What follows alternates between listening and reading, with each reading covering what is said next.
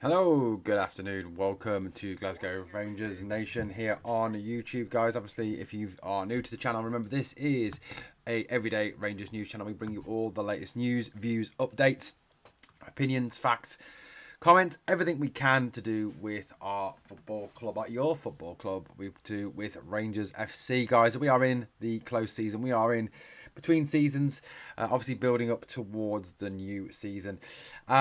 Look, the signings are on the screen there. I've included Oscar Cortez. You could argue, obviously, that Oscar Cortez is not really a signing because of the fact that he was already here. But, you know, the fact that that £4.5 million obligation has kicked in this close season, you know, it is what it is. He's here. He's a Rangers player. Lyle Cameron, obviously, signed on a pre-contract. Max Aarons on loan. Joe Rothwell and Manuel Fernandez as well. So 5 signings through the door. Already for Rangers, 5. That's a good start. It's a solid start. I mean, look, we still need a number of positions addressing. I don't think this is the end of the business. You know, I think we've obviously got a number of irons in the fire as it comes to contracts, comes to signings. Obviously, that the guy who is in the picture on the screen now, Thello Asgard. We'll talk a little bit of Thello in today's pod. We're also going to talk a little bit of striker business. We're going to talk a little bit of what's going on, you know, in terms of the club. We're obviously a little bit of a look ahead till Sunday as well. Obviously, the first pre-season friendly is Sunday against Club Bruges. Celtic start their pre-season programme tonight against Partick Thistle. I think they're playing at Queen's Park, one of the two, can't remember who. I have got a video out on the other channel, guys. Just remember, we do have our Scottish football channel now, the Owen James Football Channel, which we will be bringing you a bit... a bit of fun football, not just from Scotland, but from all over Europe at this moment in time. Got to say as well, got to show you all something, guys. Got to show you something. Just arrived this morning. Got it this morning, guys. What do we think? What do we think? It's the away shirt. What do you think? Looks. The one thing I am disappointed is the fabric. It's really, really thin and cheap. It's a nice shirt. I love the shirt, but it's cheap fabric. Not worth 80 quid anyway.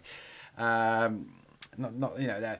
Anyway, let's have a little look. We've got some comments already going on in the live chat. Airwolf says Bassi Aribo both sold for decent cash from League One and under 21. Yet we turn our noses up at these players from English leagues. Airwolf says Dele Ali picked up from League One was a Spurs regular. Yet League One apparently is dirt under our feet. Training vid. Yeah, look, I've got to say before I go on, Airwolf, I've got to say I agree with you, buddy, on this one. I mean, I know we fall out and we disagree on a fair few things, and we have done over time, but I'm 100% with you on this. Thanks, Coop, loving the top. I've got to say I'm with you on this one 1,000,000%. I don't get the moaning, the whinging, the whining over the transfers. You know, Joe Rothwell, Emmanuel Fernandez. I do want to talk a bit of fan. I am slightly concerned on Manny Fernandez, and I'll give you a bit of a fill-in on that one shortly. But what would allay my fears a little bit? We'll get to that. Thello Asgard. You know, I've just got to say, who, if you are genuine, if you've one of the people that we've got a poll running, right, and it's are you happy with Rangers transfer business so far? 73% say yes, 27% say no. If you're one of those 27% that say no, I'd love to know who you were expecting us to sign in this transfer window, because we haven't got the cash, and we haven't got we have got cash, but we haven't got the ability to spend ridiculous sums of money. Now, you know, one of the stories which we've got on the Owen James Football Channel at the moment is the story about Celtic getting ready to spend 15 million on Tyler Morton from Liverpool. And guys, Tyler Morton is a fucking class act. He is a quality footballer. He will make a big difference for them. But look, let's just touch on this. Who were you expecting? Who genuinely did you think we would go out and sign this summer? Rodri, Gravenberch, Mo Salah, Julian Alvarez from Atletico Madrid, and Alexander Isak, Florian Wirtz, Mark Guéhi, Alexander Eze. Who realistically did you think we'd sign?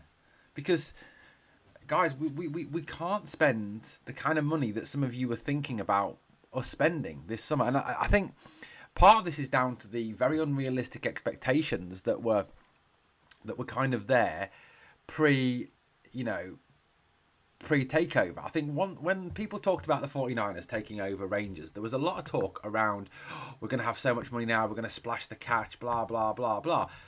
Never going to happen. Never going to happen. Let me just... Let me just give you some facts. Okay? Fact one. Okay? Fact one. Our turnover last year, okay, was £88.3 million, right? That was our turnover in 2024.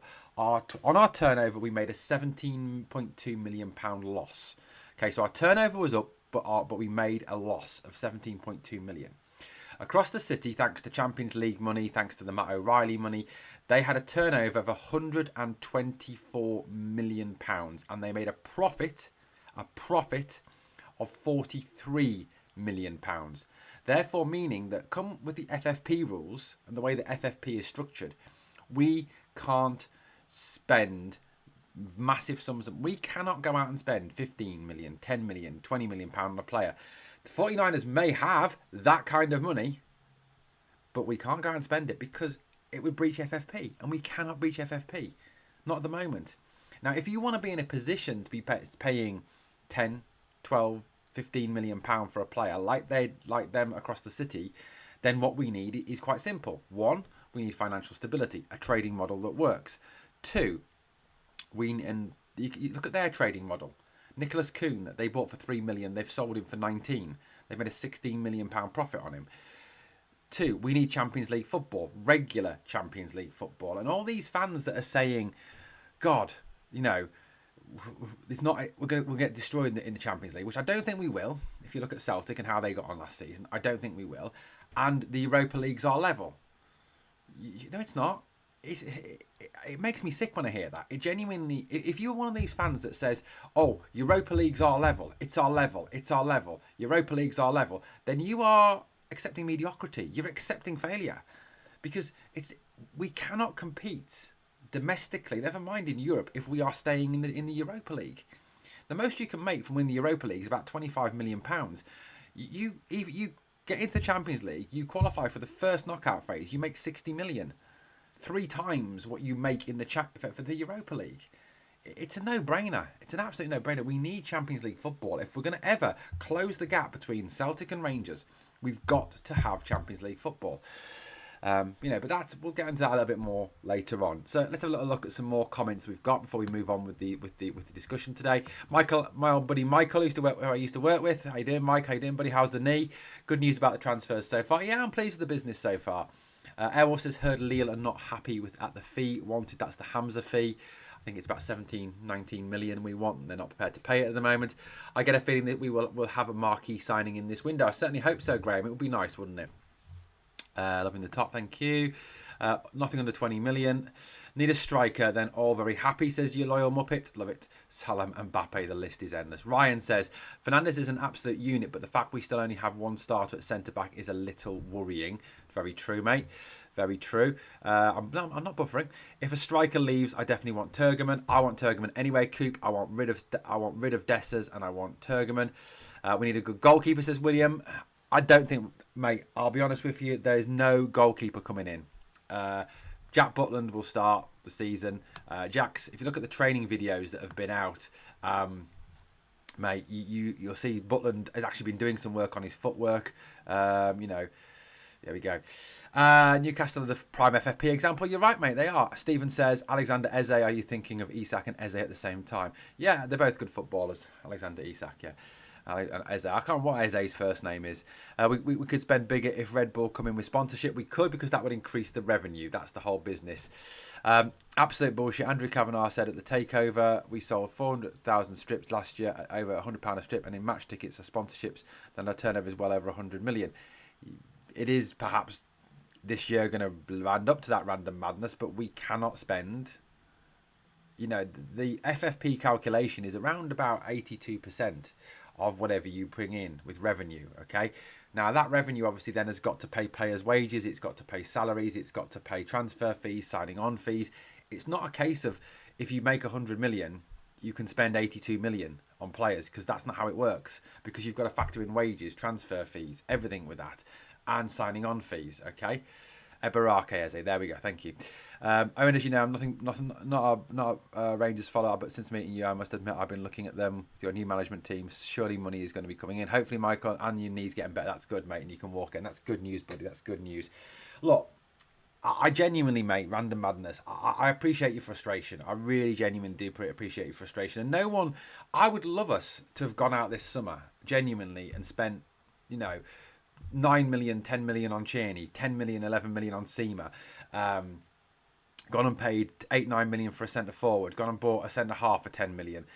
It's just not going to happen, mate. You need to understand that under the financial system that we have, you know, under the FFP system, if you want to stay FFP compliant, you cannot go out and blow 40, 50, 60 million pounds on transfers, because, as I've said to you, the figure you read in the papers or you hear about on the internet in terms of transfer fee. So let's say, for example, right, you spend 60 million pounds on transfer. So you go and buy 4 players, spend 60 million, right, in transfer fees. That's not everything. The 60 million that you outlay is not everything, okay? Because on top of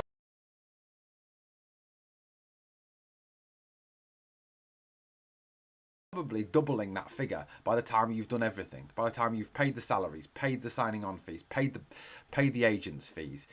By the time you've done that, you're probably spending somewhere in the region of 100 to 120 million pounds, which is well over the 82% of 100 million, because 82% of 100 million is 82 million. So, you know, if you're, say, spending 60 million, then you're budgeting 22 million for wages, signing on fees. That's for the whole squad. So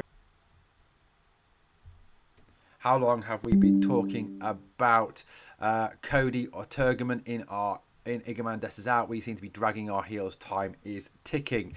True.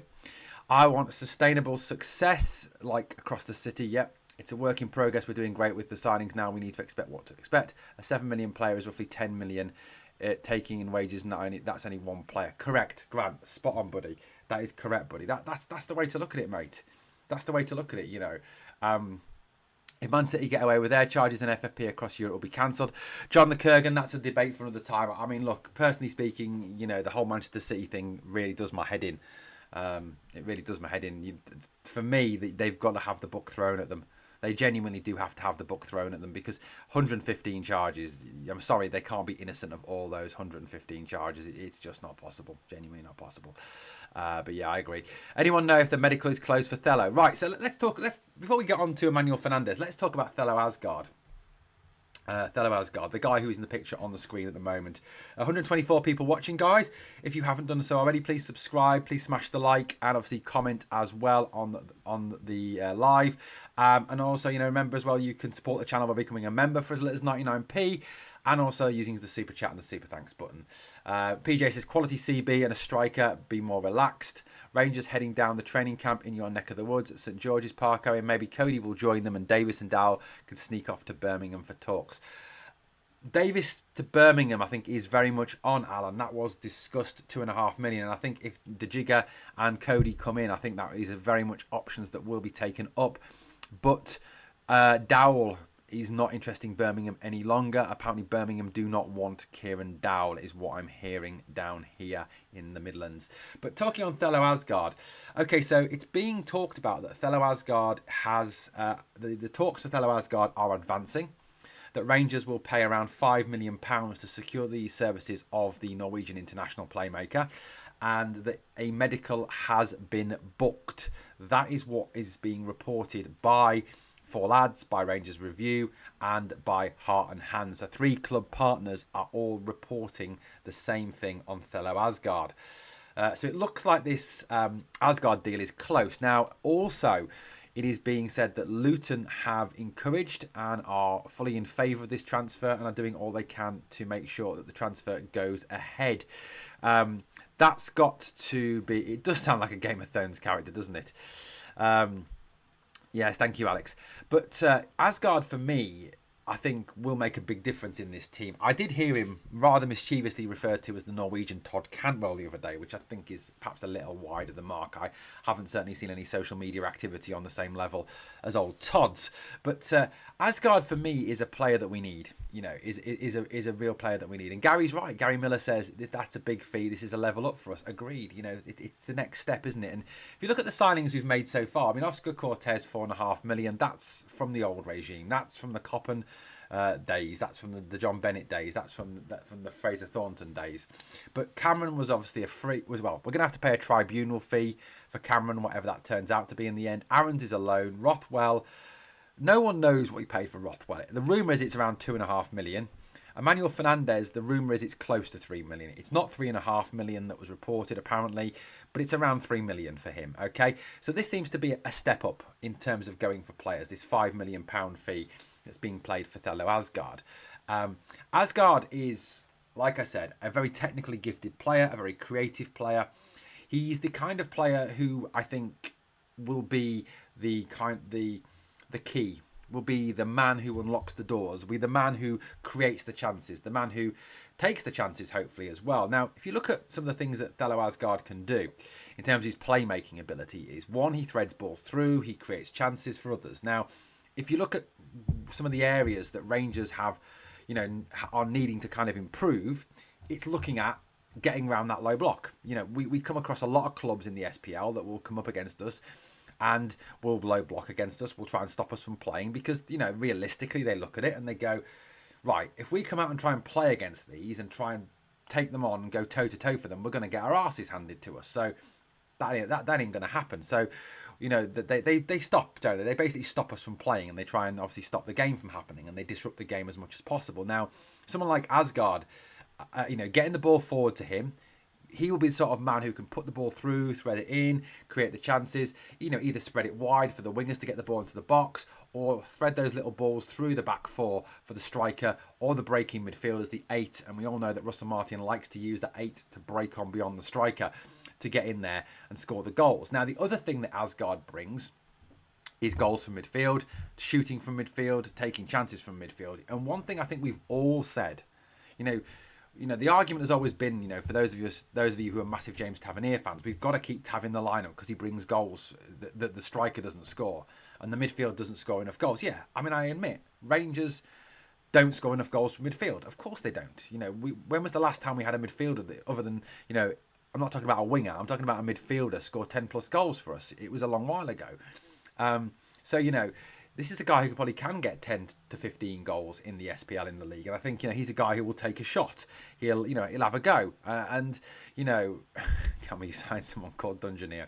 That'd be a great name, wouldn't it? But, he's certainly someone, obviously, who will take a shot and have a go from distance. And that's, again, something you need because if as a defence, you're facing up to someone, and you're dropping off to hold, but you've got a guy who's willing to take a shot from out distance, willing to have a go. You're then thinking, shit, shall I go and close him down? Well, the moment you go and close him down, you then leave space in behind. And it's about creating those different options to attack teams that are low blocking, and that's what we need, isn't it? That's what we need in our team. Let's have a little look in some comments that have been made. And like I said, I think that the Asgard deal is close. I'm hoping that, we'll hopefully see that in the next 24 to 48 hours. Hopefully something happening concrete on Thelo Asgard. PJ says, players, defo fit, working harder in training, Cortez and Danilo fully fit, pray to God. Airwolf says, big season for Danilo and Cortez. I don't know if any of you have seen the videos, yet from training, but they look good. I know it's just training. I get it's just early pre-season training. And I know it's not competitive. It's not against another team, but you've got to say that you must be encouraged by what you're seeing in practice. The players look fit. They look strong. The ball's been moved a hell of a lot quicker. Now, one of the things we've all been critical of over the last season, 2 seasons, has been the speed that Rangers move the ball at. One of the big criticisms is that we move the ball way too slow and we allow teams to drop back in and defend against us. Now, obviously, one of the things that Russell Martin is working on is us moving the ball at speed and attacking at speed and holding that ball and holding the possession, but doing it quickly, getting the ball, on the ground, up the pitch as fast as we can. And that seems to be something that's coming through in training. The other thing that's coming through in training is the high press. It does seem that we are working intensely on the high press, that we are, pressing with speed, with aggression, pushing on.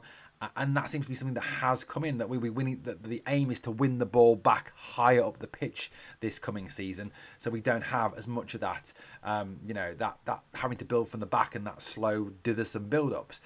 You know, there's been a lot of one-touch, two-touch stuff. If you watch the football, if you watch the practice, it's a lot of pass, move, or control, pass, move, control, pass, move. It's a lot of one and two touch stuff. It's none of this, you know, hold the ball, pass it sideways, hold the ball, pass it sideways, hold the ball, pass it back, hold the ball, pass it forward, hold the ball, pass it sideways. You know, that we've seen in previous years. It's quick, it's fast, it's aggressive, it's attacking. And the players seem to be getting worked very, very intensely. So to me, watching these videos, watching practice, watching training, it looks of a higher standard, it looks of a higher quality, it looks to be very much around trying to get over these issues we've had as a football club over the last couple of seasons, that we've, you know, allowed teams to block us a lot easier. We've played slow Didderson football that's been easy to defend, that's been boring to watch. And hopefully that's something that is coming right now under this new manager. And look, you know, look, I'm sure some of us have still got massive doubts over Russell Martin. I've still got my doubts over Russell Martin. But, you know, he is our manager. We have to get behind him for now. You know, we have to get behind him and then back him and hope that he can be successful. Because, look, anyone out there who's secretly hoping that Russell Martin fails, then you can't be a Rangers fan. Because if Russell Martin fails, Rangers fail, you know, at the end of the day. And you can't want that. You surely can't want that.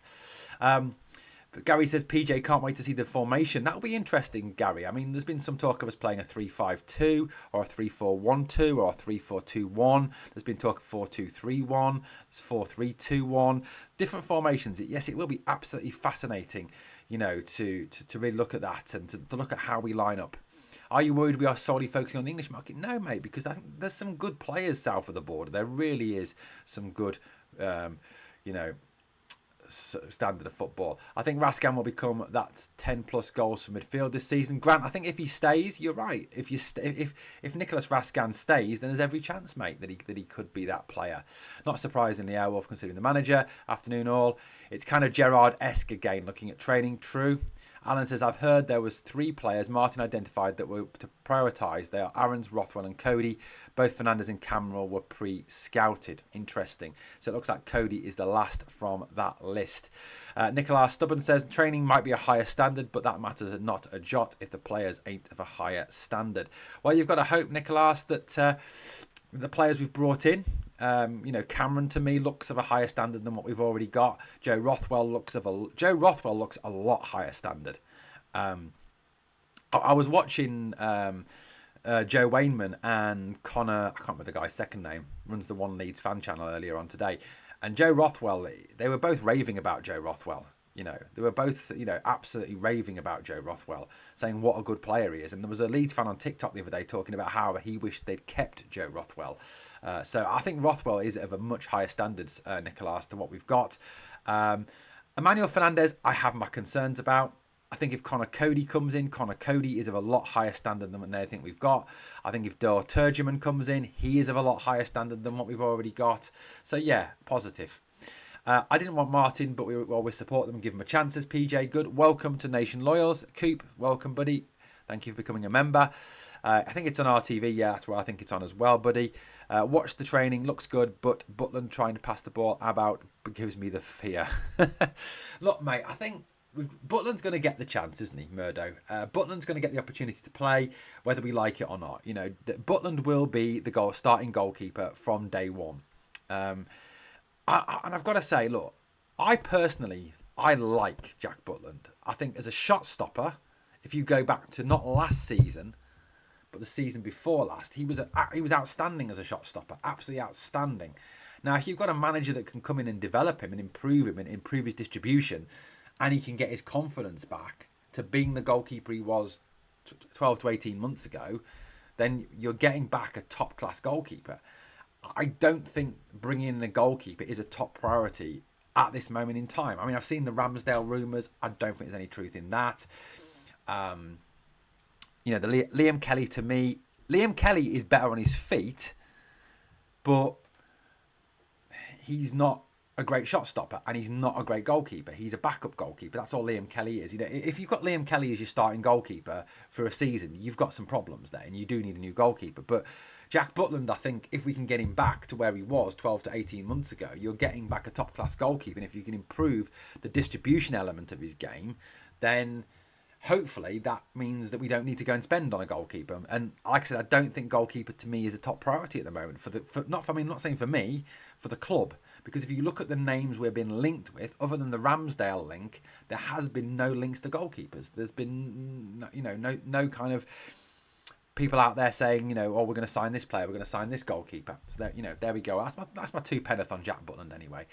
Graham McDowell says, Man City proved cash gets you round rules. 115 charges. They deliberately stymied the process too much, hoping it's so frustrating they can get to admit to a few lesser charges to strike a deal just to settle it. Mate, I don't know what's going on with that. Like I said, that's another podcast, and I will talk about Man City on the other channel at some point.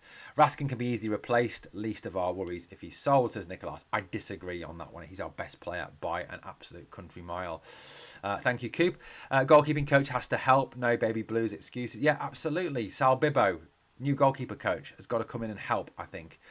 I think Butland's getting backed by board. All good with that. Yeah, I mean, that's the other thing about Butland, guys, is that I think, you've got to kind of put some of it in the whole, he was playing behind an awful defence last year. Awful defence. I mean, if you think about the defence last year, you've got Hefte at left back, who, look, Hefte's nothing against the kid, because that's what he is. He's a developing player. It's his first season in a new league, his first season in a new country.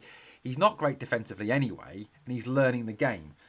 And then the manager that he came to play under gets sacked, a new manager comes in, you've got that one. So I think,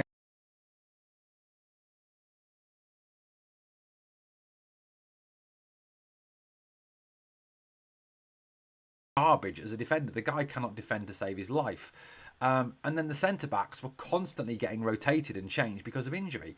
At one point you had Proper and Nsiala, then Suter and Proper, then Suter and Nsiala, and then you had, Balogun and Proper, Balogun and Nsiala, Balogun and Suter. There was no partnership time to develop there, and I think, that we really suffered from that and that constant rotation of centre-backs. And I'll go back to what I've said before.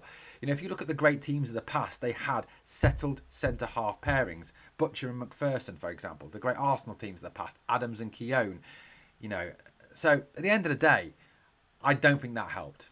And yeah, Nicolas, you're right. Goalkeeper is the least of our worries at the moment. Both Butland and Kelly will do better with a good defence in front of them, says Grant. I agree.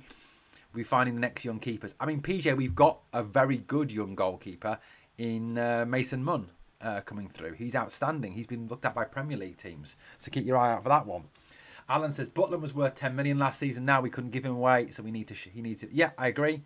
You probably could have got 10 to 15 million for him last summer. Nothing this summer. Big season for Hefte, says PJ. Agree. Paul says, we still need to fix whatever wrong with Butland. We really need to fix the striker problem. Striker problem is an issue, yes. Nicolas says, our midfield don't dominate games. Got overrun by mediocre SPFL teams. We need a major surgery in there. And I think that's realistically, Nicolas, why we're doing that. If you look at the midfielders that we've got at the club now, Dio, Raskan, Barron are still there, but we've now added Cameron, we've added Rothwell. We look like we're going to add Asgard. So, I think the midfield is getting. No, Mason Munn isn't ready, Grant. I'm not saying that he is ready, but I'm saying long term, he's a player who can develop into being a number one with the right coaching. Michael says, do you think the team will play as a team? I mean, not too much player thinking they are better than the team. I think, Michael, there's more chance of that this year under the new manager than there is in the previous years. I think previously under Clement, there was no teamwork, there was no system, there was nothing, and the players are kind of down tools. But I think under a new manager, hopefully Russell Martin can bring that in, and then with his new coaching staff, he can get that embedded and we can move forward. That's my hope, mate. That's my hope. Hadji still free. He is Airwolf, but I can't ever see him returning to the club, unfortunately. I would love Hadji back, but he ain't coming back. Hopefully Cameron is an upgrade with his goals from midfield. And that's another one. Yeah, good point, Nicholas. Cameron, Lyle Cameron is a good footballer. He scored goals in a very poor Dundee team last year. He was very good in a very, very, very poor Dundee team last year. So, he's another player that comes in and he can play 8, he can play 10. So you could actually have a very, very dynamic midfield. Rothwell, Cameron, Asgard. Rothwell, Raskan, Asgard. I think you've got potentially a very good midfield, depending, of course, on what formation we play, how we line up. So, absolutely. Martin won't accept lazy players, says PJ. True. Hadji in past, moving on. Hopefully, yeah, I can't see Hadji coming back, mate. I'd love Hadji back. I'm a massive Hadji fan. You guys know that. I love Hadji. But yeah, there we go. 156 people watching, guys. Please obviously smash that like and subscribe if you've not yet subscribed to the channel. Remember as well, guys, we also have the Scottish football channel that we've just founded, the Owen James Football Channel. Obviously, if you want to subscribe to that, then the channel, I think I've just hopefully just commented, there it is. If you click on the picture, you can then bring up subscribe, and you can subscribe to the channel, the Owen James Football Channel, guys. Right, look, I want to touch on Emmanuel Fernandez. I want to touch on strikers. I'm going to get to strikers, don't worry. We will talk strikers shortly. But let's just talk a little bit about Emmanuel Fernandez, right? I watched. I was out walking the dog last night, and I watched the Up the Poshcast. I don't know if you've seen it. I've dropped the link for Up the Poshcast on a community post, and it was the podcast they did after Rangers bought Emmanuel Fernandez from them, and I went into it completely open-minded because I'd read a lot of stuff about Emmanuel Fernandez, about him being this big, massive unit, good in the air. He's a unit. He scores goals from set pieces. So I'd read a lot of good stuff about Emmanuel Fernandez, and the fact that he's a young lad, he's still learning the game, he's still developing. So I went into it with a very open mind as to what Manny Fernandez would bring to Rangers. Now, Manny Fernandez seems to be what they call him at Peterborough. Seems to be the name that he goes by. Harris Anderson says Igman's situation is in our favour. If he leaves, it's for our evaluation. If he stays, there's potential for even more money. He's a fantastic player. I agree. Graham McDowell says looks as though he's ramping up our fitness. We weren't pushing till 90 minutes. We were slow, ponderous, and that we didn't need to be as fit. So hopefully him pushing our fitness. Yeah, I think one of the big things, Graham, before I talk about Manny Fernandez, is having that 90-minute fitness. I think one of the big criticisms of Rangers last season was that they were a 45, 60-minute team. They never played a full 90, did they? The link's not working. I'll drop the link again, mate, Random Madness, for you in the live chat in a minute. But, I think overall, this Manny Fernandez. So I went in and like I said, I watched the Up the Poshcast, and I've got to say I'm a little bit worried. We've paid a lot of money for him, right? We've paid an awful lot of money for him, and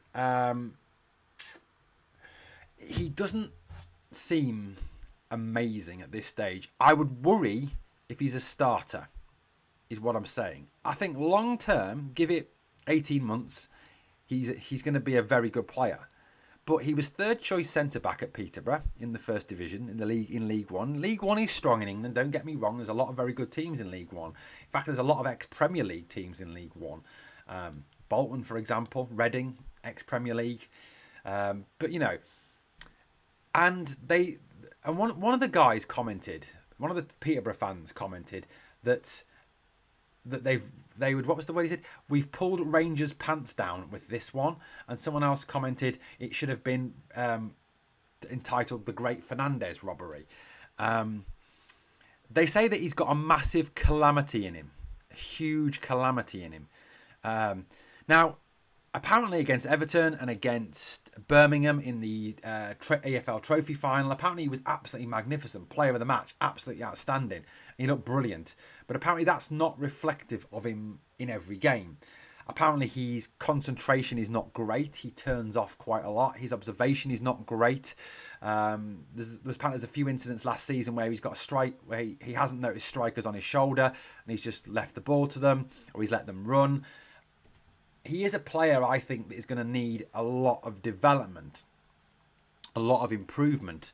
My hope is that he is a player that won't start from day one, that he is a squad player. And I know 3 million's a lot to pay for a squad player, but my hope is that we bring in Connor Cody, we bring in De Jigger, and we've got John Suter, and we've got Clinton and Ciala, so that he doesn't have to play a fantastic amount of games, that he can perhaps spend this year learning and developing. Now, don't get me wrong, I'm not sitting here and saying he's shit, we've signed an awful player, he's crap, he's one of the worst players I've ever seen, oh my God, Rangers, what are you doing, this is disaster. I'm not saying that. Okay, I'm not saying that because, as Gary says, concentration comes with age. All the problems that Manny Fernandez has are coachable. They're improvable. And if you look at what Russell Martin and Delwell said at the time of his signing, they talked a lot about developing him, improving him, making him better. So hopefully they've recognised that he is not the finished article, that he is not a player that comes in and starts day one. And that's why I'm hoping that this Nasser Dajiga deal goes through, and the Connor Cody deal goes through, and John Suter gets fit and he gets a new contract, so that, you know, we've got Suter and Cody, we've got Cody and Dajiga, we've got Suter and Dajiga, we've got 3 centre halves that you can rotate and play together and develop an understanding with, and that Fernandez comes in and is, you know, someone who develops, and then in 12 months' time is perhaps the starter. Look, I've got no doubt in my mind that this is a very good footballer, potentially. And that's one of the other things they were saying on this Up the Posh cast, is they were saying that basically that in 2 years, he'll be a player. He'll be a player. But it's going to take time for him to develop. Now, I'm hoping that playing at Rangers with the increased, you know, the increased quality of facilities, the increased quality of coaching, the increased quality of competition, the increased quality of players that he's working around, that process will speed up. Don't get me wrong. But I have my concerns about him as a starter at this moment in time. Like I said, I'm not sitting here and saying he's shit, he's awful, he's terrible. What I'm saying is I don't think the boy is ready to start day one. I think long term he could be a very good starter for Rangers, but not yet. And that's why for me, getting Dajiga in, getting Cody in is really, really important for me as a Rangers fan. Maybe he needs Cody beside him, says Airwolf. All those things to be correct. I did say Cody would need a towering centre-back to partner. His aerial prowess is non-existent. Cody and Fernandez can't complement each other, said Alan Austin. Like I said, I can't see Fernandez being a day one starter, Alan. That's the only thing I'm going to say. He should be good enough against the SPFL teams. True, Grant. You know, there are some shit teams in League One as well, mate. You know, he will need to learn quickly if he's to make it at Rangers. Correct. And that's why I'm hoping for 12 months, mate, Nicholas. That's why I want 12 months for this guy to turn it round. We had a team of players like that last season, John. John says, played well in the big games, so maybe playing for Rangers will bring out the best of him. True. I wish we went back to the days where we bought off winning teams. We only ever buy journeymen these days. Will be another revolution next year, says Random Madness. Random Madness, obviously not very hopeful. I mean, if you look at the league for next season, League One for next season, you know, you've got AFC Wimbledon, who are fairly average. You've got Barnsley. I mean, let's go back to last season, actually. Let's look. Birmingham, obviously big team. Wrexham, big team. Stockport, fairly average size. Charlton, big team. Ex-Premier League. Wickham, ex-Championship team. Leyton Orient, Reading, Bolton, Blackpool, Huddersfield, Lincoln, Barnsley, Rotherham, Stevenage. Then you're going into sort of the really poor teams. The Wigans, the Exeters, the Mansfields, the Northamptons, the Burtons, Crawley, Bristol Rovers, Cambridge and Shrewsbury. Some really poor teams in that League One the further down you get. But certainly the top end of the League One, you've got some very good teams. You know, like I said, the Charltons, the Birminghams, the Wrexhams, the Stock, etc., of this world. There is some good teams in that League One, definitely. And League One is, like I say, it's a strong league. I mean, if you look at League One this year, you know, there's people sort of saying that if you're buying from League One, you're buying rubbish. Well, you know, if you look at this year's League One, AFC Wimbledon are a strong side. Barnsley, ex-Premier League. Blackpool, ex-Premier League. Bolton, ex-Premier League. Bradford City, ex-Premier League. Burton, okay, give you that one. Cardiff, ex-Premier League. Doncaster, Exeter, Huddersfield, ex-Premier League. Leyton, Lincoln, Luton, ex-Premier League. Mansfield, Northampton, Peterborough, Plymouth, Port Vale, Reading, ex-Premier League. Rotherham, Stevenage, Stockport, Wigan, ex-Premier League, and Wickham. So, you know, there's a lot of teams in there, you know, there that are very strong. Signing shite so that players like Cody seem like some sort of coup, says Random Madness. We need our main targets in by Wednesday with the qualifier looming, says Grant. Airwolf says Saliba and Konate aren't coming. I'll go back to what I said at the start, mate. These fans that are saying we're only signing shite, we're only signing crap, we're weaker than last season, we're poor, we're not good enough. Who did you honestly think we were going to sign this summer? Please tell me. Random, I'd love you to tell me. Who did you honestly want? Give me some examples of players that you think that Rangers could afford this summer to buy who are top class players that you say that you're terming as top class talent that you think we could bring in. Because I'm telling you now, mate, Gravenberch ain't coming. Saliba ain't coming. Salah, Bellingham ain't coming. You know, it's not even debatable, guys. It's not happening. You know, even someone who is a good Premier League player, Anthony Elanga. You know, Anthony Elanga, Forest have just accepted a £55 million bid from Newcastle for him. He's a good Premier League player. He's not world class. He's not outstanding. He's a good Premier League player. That's all he is. And he's 55 million. Good players these days set you back anything between 20 and 60 million pounds. Rangers can't spend 20 to 60 million pounds on one player. It's just not possible at the moment. You know, it isn't. And the reason why Celtic can spend 15 million on Tyler Morton, 11 million on Arne Engels, 9 million on Adam Ida is because they have so much Champions League money. That's just a fact. I mean, it is just a fact, guys. A lot of you have mentioned strikers. Okay. Now, one of the strikers we were linked with was Matija Frigan, the Croatian striker. He is now gone. He has joined Hull City in the English Championship. So that one is dead, right? So Frigan is not coming. You know, that's a non-goer now. It's a shame. I would have liked to have seen Frigan play for Rangers. I think he would be a very, very good footballer. I think he would really add to the team. I think he would have done really well for us. You know, he's physical, he's big, he scores goals. All the things you want in a striker. He's quick, you know. Now, in terms of us bringing in a striker, you know, all summer long so far, the whole Door Turgeman's coming. It's going to be 5 million. It's going to be 6 million for Turgeman. 5 million for Turgeman. 6 million for Turgeman. You know, this has been what's been talked about, isn't it? You know, the Turgeman for 5-6 million. But it appears to me that any striker move is being held up over the move for Dessers and Igman. So Gary's saying Hull over Rangers. Yes, because Hull got in there straight away. I think we are very much handicapped by the fact that we are waiting for one of Dessers or Igman to leave the club. Yeah, so why did we not get Shankland on a free? He could have been a great impact player. Dark Knight, I'm going to repeat what I've said. I personally would have loved Shankland. I think that would have been a great move for us. I think Shankland could have come in. He could have played 10. He could have played 9. He would have added goals. He's a Rangers man. He'd have been great for us. But I don't think it was ever even on the club's radar. You know, under Coppen, under Thelwell, Purdy, I don't think Shankland was ever considered. Now, the media might have said that Rangers were looking at Shankland. I think that was very much fan-driven. That was very much clicks-driven. That was clickbait-driven. I don't think there was ever a situation where we were actually ever going to sign Lawrence Shankland. And I agree, I would have liked Lawrence Shankland. But like I said, I do think the whole Turgeman thing is being held up over the whole situation with the departures of Dessers and of Iggerman. So, you know, Iggerman to Hull seems to be, not to Hull, to Lille seems to be the one that's kind of is now stalled. The Dessers deal, I think a lot of people would have thought that Dessers would have gone by now. You know, given the fact that this started over a month ago now, Dessers to AEK Athens, and there's haggling over money.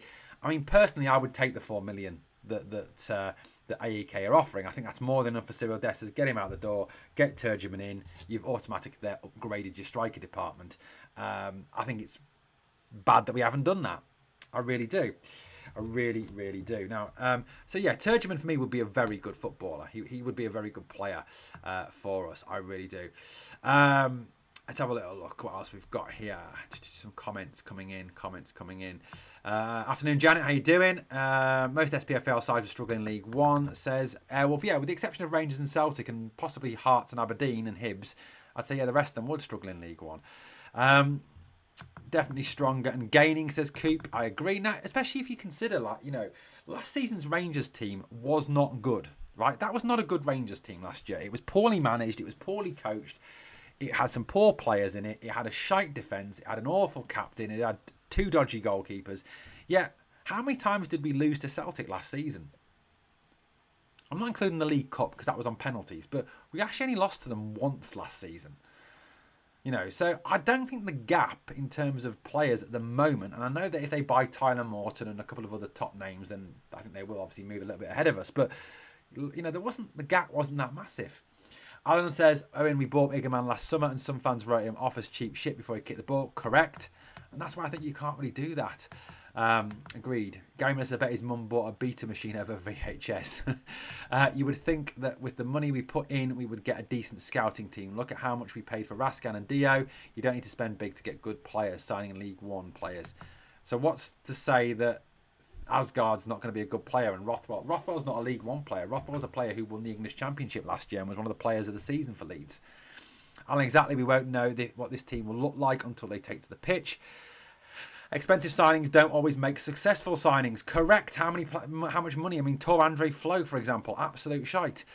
Rangers were never going to pay 7 million for Frogman. They need to get Turgeman. That's a must. Ends up with, you mean Freegan, mate? Freegan. Ends up with the League One team. Should have taken 3.5 million for Dessers. I agree on that one. If Shankland finds his mojo next season and someone comes in and struggles to settle, the Shankland fans will have a huge gripe. I agree. Dolby flopped in League One, yet scores for fun in our league, says Airwolf. Correct. Sam Dolby was very good, wasn't he? Very, very good. Grant says, we're also handicapped by the fact we have a bit more money and teams are looking for inflated prices when we want to buy. Correct. And I think that's a lot of why we didn't kind of talk openly, did we, about the whole transfer, how much transfer budget we had, wasn't it? That was the whole thing, wasn't it? We didn't go out and say, oh, we've got 30 million or 20 million or 25 million. That was, both Andrew Kavanagh and Parag Marathe both said they were going to stay quiet on that one. They weren't going to overly say how much money we had to spend this summer. No team does, mate. No teams do they ever?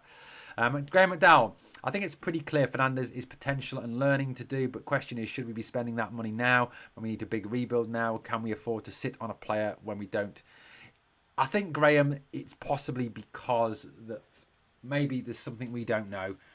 Maybe the whole Cody De Giga deals are further down than we think they are, and maybe over the next sort of week or so, you'll see Cody come in, you'll see De Giga come in, and then straight away Fernandes doesn't need to play and has got time to learn, because De Giga's coming in from Wolves, where he's played games in the Premier League. I think, you will see him start. And then you've got the situation around, that around obviously Cody. Cody's going to come in and start as well. Cody's a leader. Cody's a top quality player. Honestly, don't think Dessers will leave, says Janet. Janet, I'd be absolutely devastated if he doesn't leave. Derby couldn't even get a game in League One, but was a sensation up here, says Alan. Correct, absolutely. Yet we turn our nose up at League One players. Baffling. Agreed. I don't get it. I think there's a lot of snobbery. It's like the whole Scottish players. And I was talking to Airwolf about this. I was writing some comments to Airwolf about this morning. We have this whole, oh, we need to sign more Scottish players. We need to sign more Scottish players. So we go out and sign Scottish players. Oh, no, not him. He's shit. Not him. He's shit. Not him. He's shit. Well, who do you want? You can't have it both ways. You want Scottish players, we go and get Cameron, we go and get Barron. They're both shit, according to some of our fans. You can't have it both ways, guys. You either buy the Scottish players and take the risk on them, or you don't do it. It's quite simple. And I think within the fan base, there's a lot of snobbery and a lot of unrealistic expectations as about where we should be shopping. We haven't got Waitrose, Marks and Spencer's money. We've probably got what? At the moment, say, Sainsbury's money. If you put it in Scottish terms, we're probably Sainsbury's, Tesco shoppers at the moment. We're not Aldi and Lidl. That's the clubs like Hibs and Hearts and Dundee. They're shopping in Aldi and Lidl. Rangers are shopping in Tesco and Sainsbury's. And Celtic are perhaps shopping in Marks and Spencer's at the moment, And then you've got the Premier League clubs who are shopping in Waitrose and Fortnum and Masons and Harrods.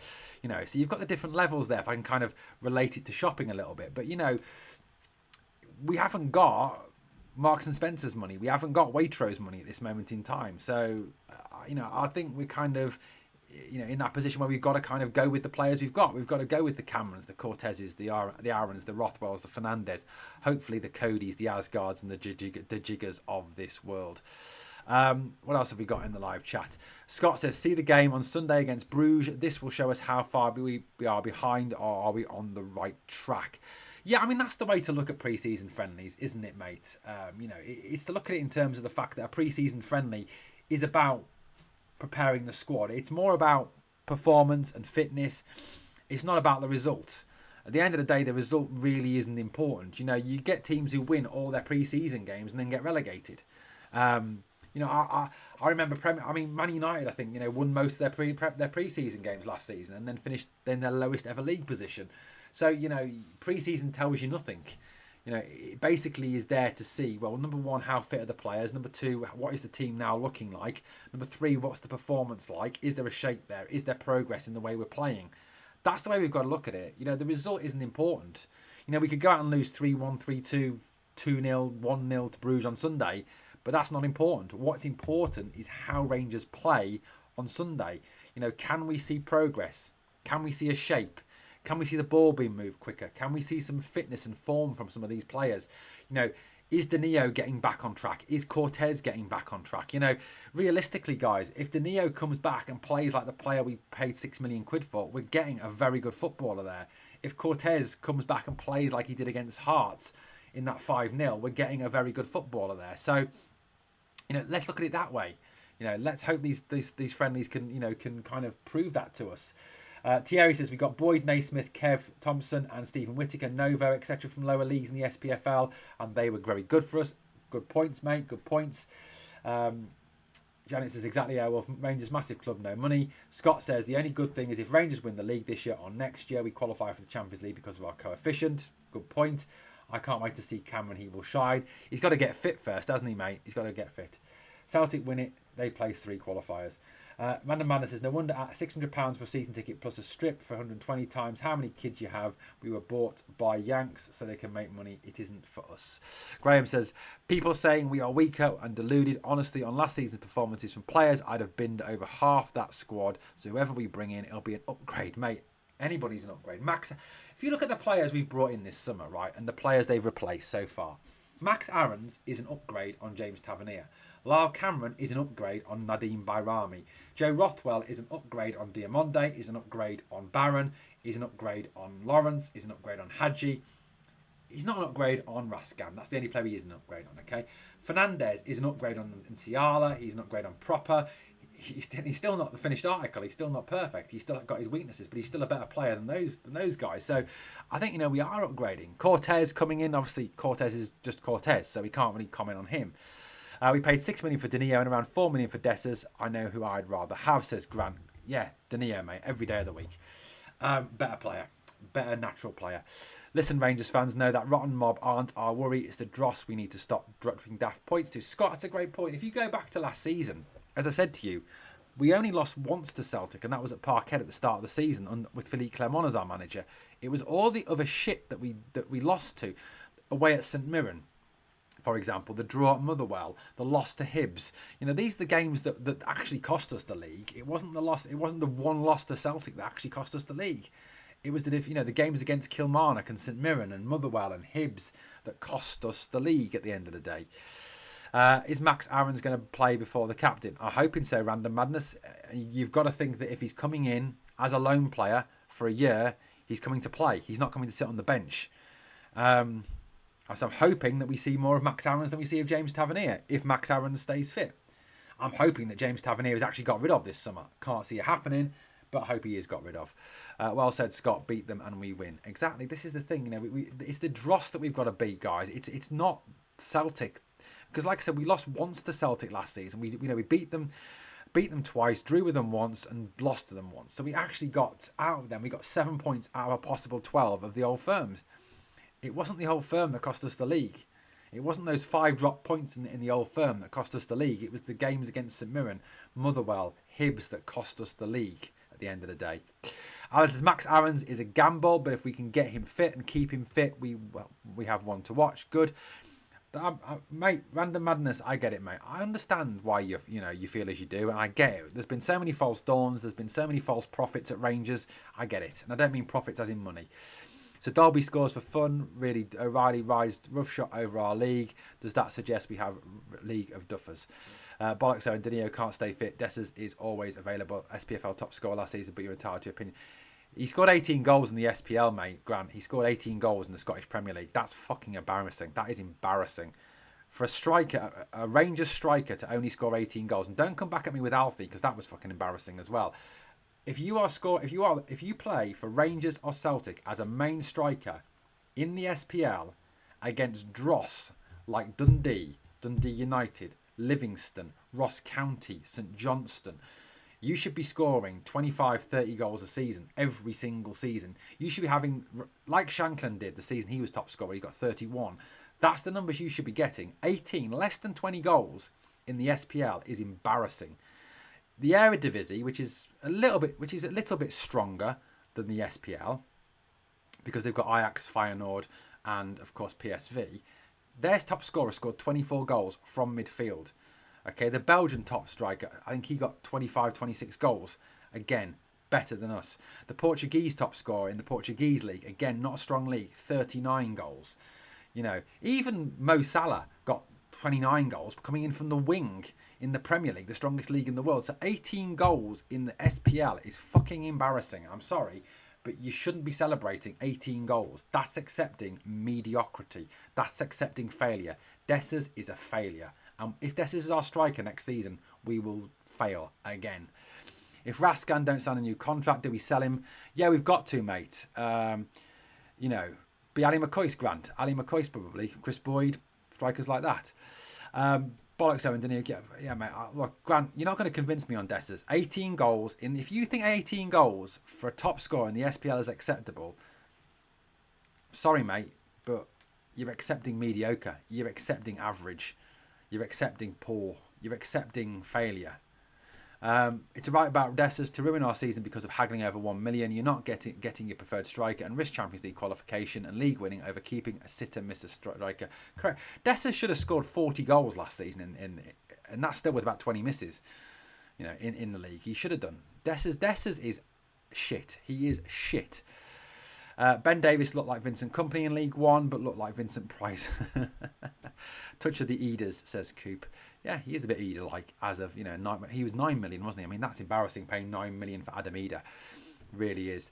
Tav is staying for his testimonial. Aaron's will be first choice if fit. Yeah, I mean, unfortunately, Tav is staying for his testimonial, something I will not cover on this channel. Going back to Thierry's point, he says, would you sell... Defence was the reason we not felt like that. I'm not saying we didn't win the league because of Dessers, mate. I'm saying that Dessers should have scored more goals. We still would have lost a lot of those games, but Dessers should have scored more goals than 18. 18 is shit in the Scottish Premier League. And I guarantee you, whoever's top scorer in the SPL this season will score more than 18 goals. Guarantee it. Right. Getting back to the point that Thierry made as of Raskan. Yes, unfortunately, I think if Raskan doesn't sign a new deal, now is the time to sell him. It's 2 years to go on your deal. As I've said on a number of videos now, once a player gets down to 2 years to go, that's the time when you sell him, because you've got to look at it in terms of the fact that that's the peak of his value. His value is only going to decline after 2 years. Most clubs in the Premier League now go to players who've got 2 years left on their deal and say, right, here's your new contract, let's start negotiating, or I'm sorry, we don't want to keep you. We're going to look to sell you at this point. So, yeah, if Raskat doesn't sign a new deal, unfortunately, he will need to be moved on because we can't allow him to run down his contract and walk for nothing in a couple of years' time. That's just bad business, you know. Because as I said on a video the other day, you know, if you look at the talent that's walked out of our doors, Morelos, Kent, Lundstrom, Barisic, Lawrence, you know, you're looking at a substantial amount. Helander, Arfield, you're looking at so much money there going out the door. And it's criminal. Seeing clips of that centre-back guys saying he's like Big Marvin. I agree. He's right in with the head and straight into tackles, but gives me the fear of red cards and costing us the odd game. Hopefully not. Foreskin up, says. Bit of a rude name there, mate. On your old name there. 119 watching, guys. Please obviously smash that like and obviously subscribe, like, comment and share. Would be great if you've enjoyed the content. Right, guys, look, that is it for this afternoon as we come up to the hour mark. Thank you for watching Glasgow Rangers Nation. You can add the Scouse Viking to that list. Done deal, announced soon. Apparently, that's going to be good news if that comes off. Bluebells are blue. Hopefully, it will be announced soon. As I said at the start of the podcast, it looks like it is going to be done soon. It is advanced talks. Medical is booked by all accounts, is what I said at the start of the video. Guys, please continue to check out the new channel, the Owen James Football Channel, that brings you all the latest SPL news. The link is in the description of all the videos. Thank you for watching the podcast this afternoon. My 1 day off work this week.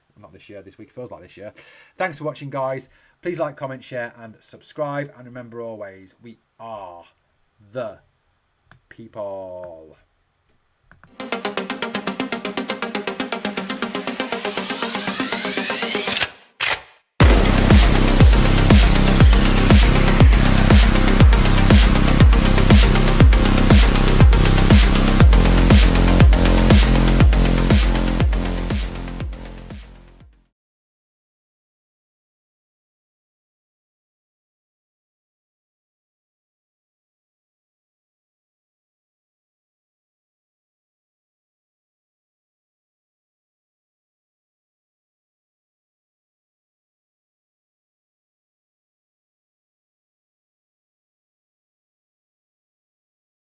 you.